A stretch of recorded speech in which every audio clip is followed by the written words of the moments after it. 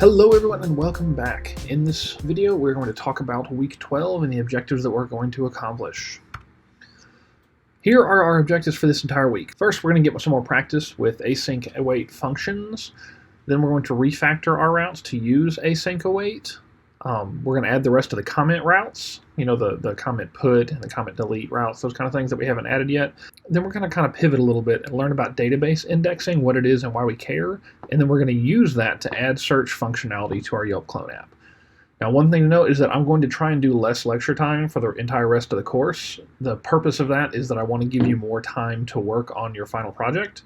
I recommend that you plan on completing all of the videos and adding all the things that are included in the video to your Yelp clone app by week 15 at the latest.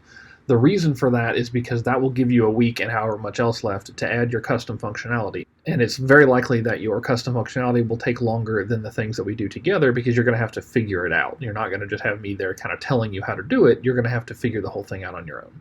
And I'm happy to help with that and help you with questions or anything like that, but it is going to be a little bit more time consuming than just kind of taking what I do in my app and applying it to your own.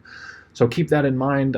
Hopefully by this point you've already started thinking about what you want your custom functionality to be, and hopefully you've run that by me if you're in my class, so we can talk about it and I can kind of give you some feedback on that.